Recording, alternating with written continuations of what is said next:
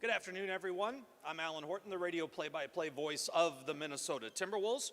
Welcome to those of you in attendance here at Target Center and those of you watching on Timberwolves.com. Today we're excited to welcome the newest additions to the Twin Cities and to the Timberwolves family. Last week, the Timberwolves added to their talented core by acquiring Rob Dillingham, the 8th overall pick in the 2024 NBA Draft, and drafting guard Terrence Shannon Jr. with the 27th overall selection. Rob averaged 15 points, 4 assists, and 3 rebounds in his freshman season at Kentucky, and his 48% shooting and 44% from deep helped him earn all Sixth Man of the Year in the SEC. Rob not only was named to the All-Conference freshman team, but also named second team All-SEC, and his 44% mark from three ranked 4th best in the conference among players who averaged 2 or more made threes per game.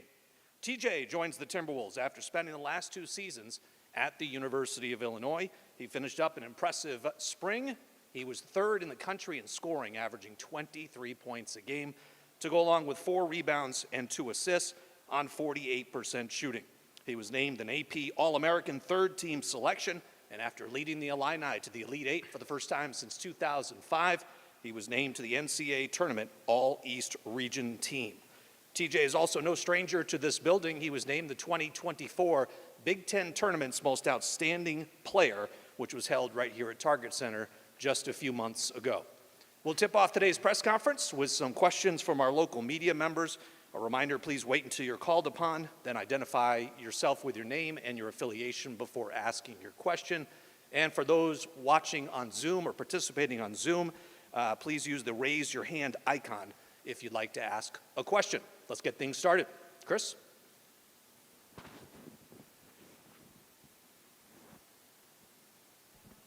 Chris Hine from the Star Tribune. Rob, what was your reaction when you saw the Timberwolves were moving up in the draft, and kind of what have your conversations been like with Coach Finch and Tim on your fit here? It was just a crazy experience for real to even think, because Timberwolves is one of the best teams in the NBA, so I wouldn't think I'd go to a contender right off rip. So me seeing that I'm going to Timberwolves, it was just a blessing for real, and I was just happy that I got to learn from so many vets that's on the team and so many players that's done it. And talking to Coach, like, he just made me feel comfortable, and he told me that I'm going to have a role as long as I have responsibility and I do what I'm supposed to do. So I feel like it's a two-way streak, and as long as I keep it the right way, then it's going to go good. Playing with Anthony Edwards, Mike Conley, and some of the guys that are at the guard position on this team.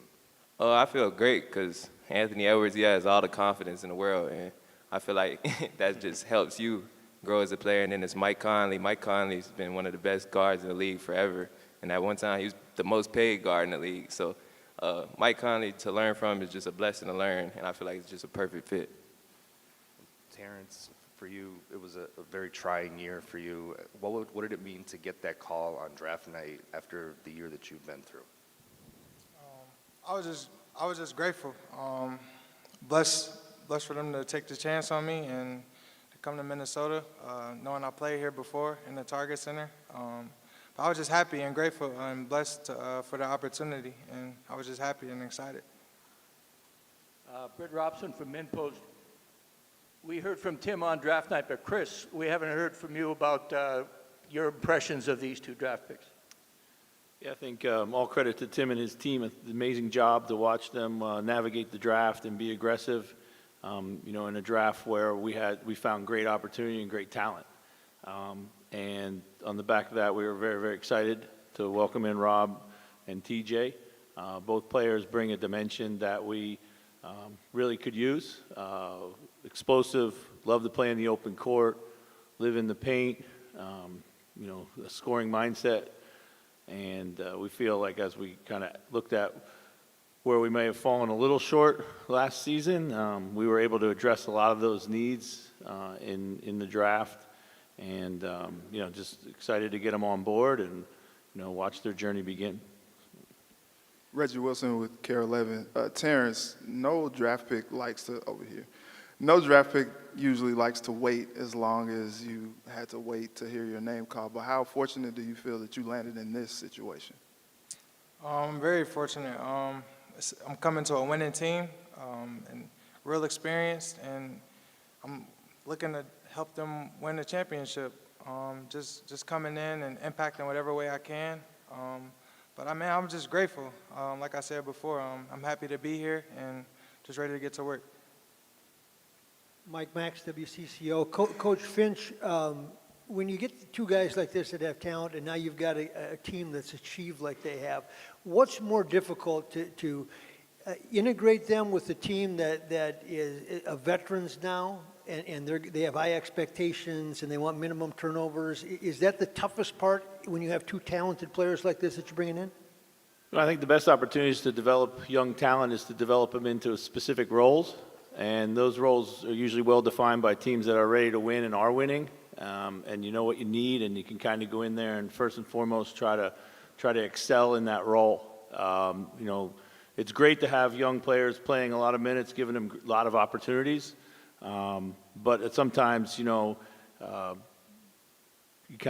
they can maybe bite off a little more than they can chew. So I think in our situation with the opportunities that we have, they're certainly there for them. There's roles to be had, roles to be earned, but we also know what they look like and how specific those are, and that's where we're going to start and go in there. And if you can nail that, and then we try to grow everyone's game from there. So. Travis Singleton, sneakerreporter.com. Just wanted to talk to both of you guys. What do you expect to actually see in this first year? And also, what can Minnesota fans expect from you guys on the court, both of you? I would say just to expect the same thing as last year. Minnesota's Timberwolves is already team before we got here. So whatever we can do to make them better, even if it's the little things, well, it's going to be the little things, that's what we're going to do. So we're not focused on everything that's around us. I feel like we just going to make the best of what we got, and whatever coach wants us to do, we're going to make sure it happens. And if it don't, then we're not going to be on the floor.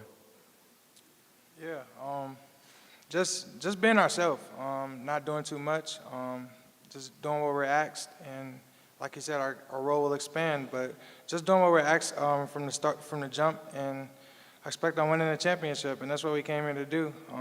They fell a little short this year, but it's always next year, and that's what we plan on doing. Ahmad Hicks, Fox 9. Two-part question for both of you guys. Who was some of the veterans that reached out to you, and what was one of the more memorable moments from that exchange you guys had? I'll go first. Mike Connelly had hit me. That's obviously a big thing because that's the point guard. He's a legendary point guard. So he was just telling me it was a great fit and a great spot for me to learn, and that just shows me learning from him. That's like a big thing for me. So Mike, Rudy, Jay McDaniels, Cat, all of them just hit us just saying, like, it's going to be a good situation. As long as we're willing to work, it's going to happen. Yeah, just crazy hearing for some of the guys, just watching them on TV, and it becoming to reality being their teammates. But, man, it was just a good feeling having those guys congratulate you and welcome you to the team. Terrence, obviously you went through a lot on and off the court last season. What did you learn about yourself that maybe you didn't know prior to that? I would say how good of a leader that I can be. It made me a better leader, and I just gravitated towards my team and coaches more, family, but it made me a better leader, and I realized how good of a leader I can be. Gentlemen, I'm on your right. Chris Long from KSTP Television. Welcome. Who were the guys you loved watching play in the league? Who's maybe your favorite player? And has it hit you yet that here in just a few weeks you're going to be playing alongside whoever that person is? Or against, I should say. Yeah, for sure. I mean, I like all the players in the league, so I can't really say a certain player right now because we're going to really be playing against them. But of all time, I'd probably say like Kobe, Steve Nash, players like that. Those are my favorite players. Yeah, man. It's a lot of players that's exciting, including Ant, probably the best two-way player in the NBA, and just somebody like when me playing a position that I am, that's what I would want to be like, being considered one of the best two-way players in the NBA. So it was really fun watching Ant this year, and what he did for the Timberwolves. We'll take a question via Zoom. Go ahead. Hey guys, John Krasinski from The Athletic. Question for both Terrence and Rob first. Just what was it like the last day or so walking around Target Center, walking around the practice facility, and maybe after the craziness of draft week kind of realizing that, hey, your dream is finally here and you're starting your journey in the NBA? I would say it don't even feel real, honestly. I feel like it won't feel real until we start actually playing with the guys and doing everything with the guys every day. But it don't feel real walking through, and so I don't even know what to say about that. It's hard to explain, but once we start hooping, it would definitely feel real. Yeah, just taking everything in day by day. Like Rob said, it's still a shocking feeling, and still just taking it all in and getting used to everything. Hey, Rob, Pat Ricey from the Minneapolis paper. You're coming from Kentucky. The fans here can't be any tougher on you than they are in Kentucky. They like to win down there. How did you handle that? And what happened to Cal? What happened to him? I mean, we handled it well because we started off winning. When you win it, they with you. So even when we started losing, I felt like they was kind of with us because we were doing all we could to compete. So I feel like with any fans, you're going to have highs and lows, but it's about winning. So if you're not winning, it's your fault, honestly. But it is the fans' right to be mad at you. So, but I say I'm just going to take it by just taking every day the same way and going about it every day. And I don't know about what happened to Coach Cal. I don't know.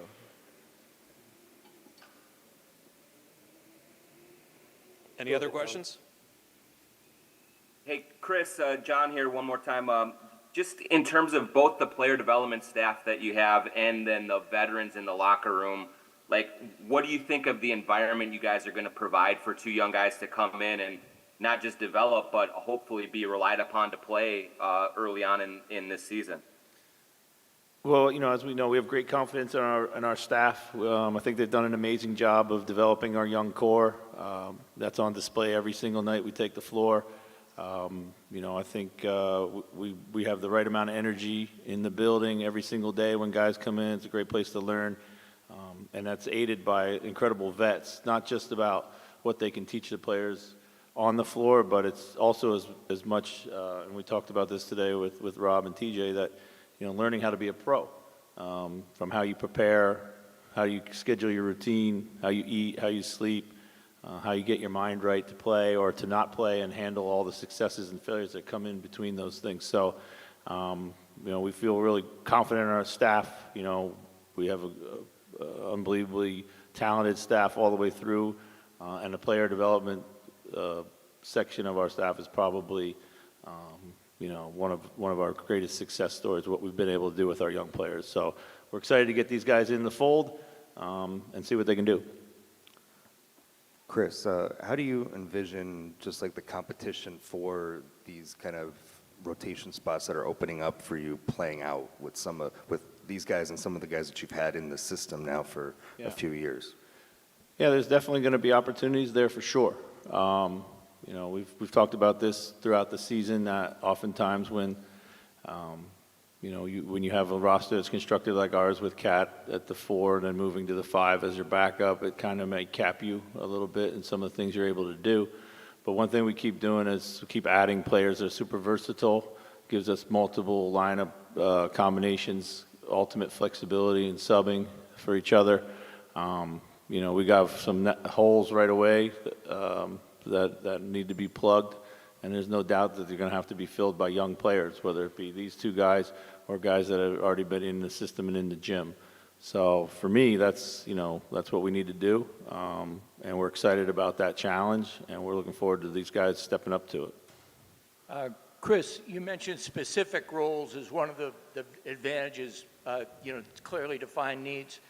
How will you approach that in Summer League? Can you get up and ramp that up that quickly, and will it be like Rob, learning more about the point guard? What specifically are you looking to develop here? Yeah, I think, with Summer League, you got to be careful. It's a great opportunity for young guys to go out there and play. It's probably some of the hardest playing basketball you'll ever see anywhere in the world. But, most important is that learn the basics of our system, compete with everything they have, getting integrated into the team and the culture. It's a little hard to replicate, playing alongside a Rudy or an Ant or a Cat. So we try to de-emphasize a little bit of that, and we want these guys to be the best version of themselves. So try to create a system where that kind of rises to the top. Questions for Tim. Tim, how do you envision, or what are you looking for as free agency kind of plays out here towards the end of the process? And is there any kind of talk with Rudy's camp on an extension with him? Yeah, we're just looking to continue to add versatile pieces. Certainly, we've had a lot of success, so not just types of players, but types of people, self-motivated. I think Finch touched on it. We've talked to Robert and TJ about it a bunch. We can't control wins and losses, that we control the environment, which we create for these guys. So we're very, very respectful of how delicate that locker room balance is. So more so than even specific skill sets, I think it's the person. We love Rudy to be here for a really long time. We're still in the middle of free agency. We haven't really jumped in deeper beyond that. But obviously, we're not here without Rudy. We're not in the West Conference Finals without Rudy. And we hope this is Rudy's last stop. All right, thank you for all the questions. We'll now have a photo op up here on the podium with everybody, with Tim and Chris and TJ and Rob.